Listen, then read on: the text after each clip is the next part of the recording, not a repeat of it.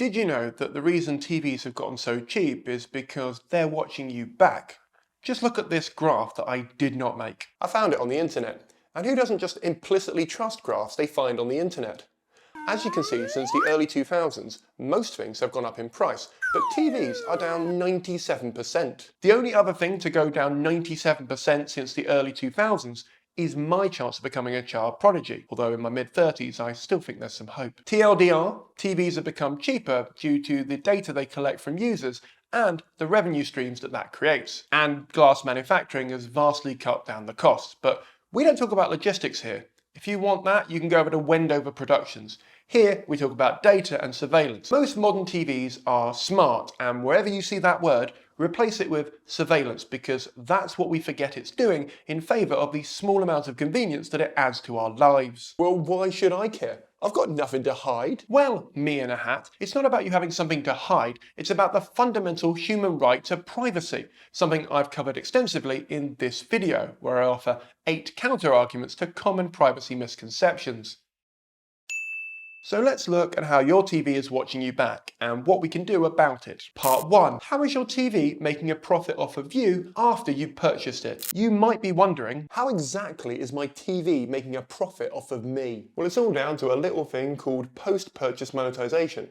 This is where the company continues to make money from the product even after you've purchased it. Your smart TV is constantly gathering information about you and your viewing habits, and then using that information to show you ads that you're more likely to be interested in. So that advert for a pheromone spray isn't a coincidence. It's because your TV knows you've been watching Babe Station. Algorithms are tracking your habits and influencing the ads you see on your TV and on other devices that let you connect your TV with Google or Facebook accounts. Major brands like Samsung, LG and Sony, to name just a few who are almost certainly going to sue me after this video goes live, offer internet-connected platforms and smart features which allow them to gather information on you to sell to third parties. This data can include information about your viewing habits, your search history, and even the apps that you use on your TV. So now you know your smart TVs are mining your data. Now we have to ask, where is your data being sold and what can they use it for? Part 2. Where is your data being sold and what can they use it for? There's a terrible echo in here. Largely, your data is being sold to advertisers and marketeers, but in reality,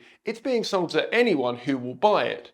I mean, TV and film companies buy this data to know what to make next. So next time you're complaining that your favourite TV show is getting remade, or that they have no original ideas, you might want to blame yourself for rewatching The Office for the 1000th time in a row. So it recommends me more accurate shows.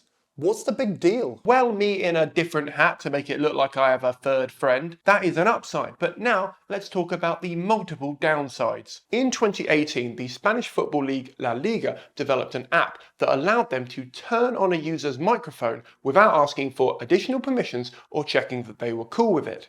The reason they wanted the microphone on was to listen out and hear if the people were watching the game in bars and pubs. And why are you celebrating this? Now, although that in itself is creepy enough, they used that data to check if the bar or pub had paid for a license to broadcast a game. As you can imagine, this caused quite a lot of controversy and backlash from fans. The app could identify the exact match being shown by processing the audio and checking it against a database of game match audio files, in the same way YouTube checks to see if our videos have any copyrighted movies or songs, you know, that we all know and love. The app could also determine the number of people present in the bar, which was then used to estimate the price the bar should pay for the license. Oh.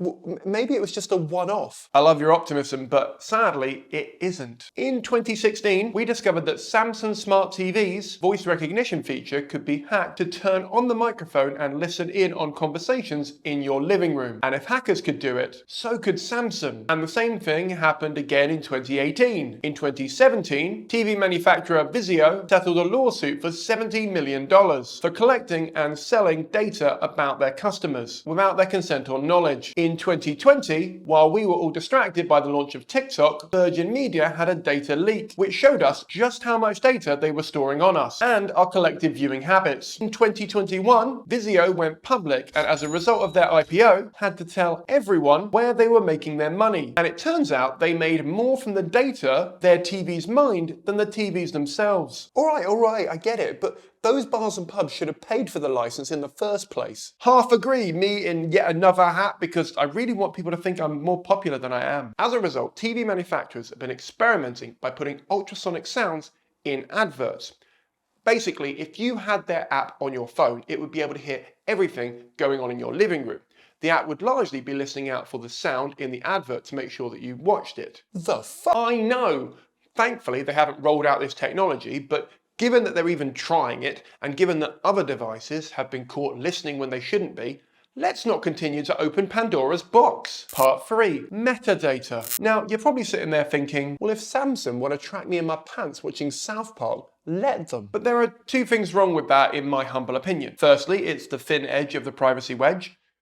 I should put that on a mug. I like that. Right, my merch store is coming soon. By not caring about something so seemingly inconsequential, you're slowly allowing the goalpost to be moved towards more and more intrusive data. And secondly, you've been focused on the wrong data up to this point in the video. I'll admit that's partly my fault for misleading you, but also it's because most people don't understand how the back end works.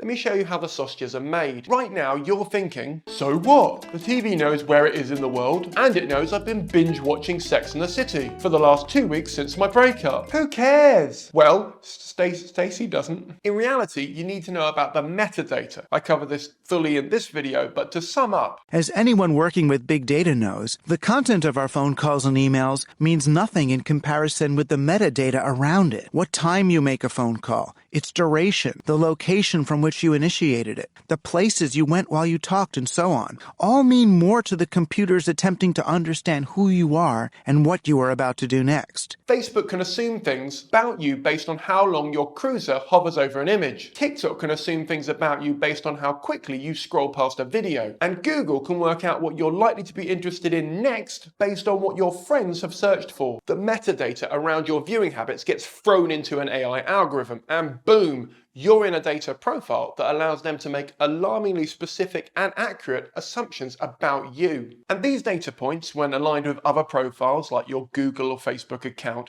can build up an amazing picture on you that gives advertisers a giant marketing boner. Part 4. What can we do about it? Not a lot. We could ask TV manufacturers to create us a tracking-free version of their product that we would pay a bit more for, but firstly, who would trust them to do it? And secondly, why should we have to pay more for our privacy? Especially privacy that we're owed. Plus, they're not going to do it. Over time, your data could be worth tens of thousands of pounds. Is anyone really going to pay £5,000 more for a TV just to stop Samsung from mining your data for life? I doubt it. You could also not connect your TV to the internet, but that kind of defeats the object of having a smart TV. It's worth noting that anything that can be attached to your Wi-Fi can be used to spy on you. Not just marketing companies, but also countries. I know, a country that's really hot on spying and responsible for creating about 100% of our manufactured goods is spying on us with those goods. Who knew? Basically, your TV, much like every device in your house, is going to mine data on you like its life depends on it. And although we are saving a little bit of money in the short run, we are paying for it in the long run. Godspeed.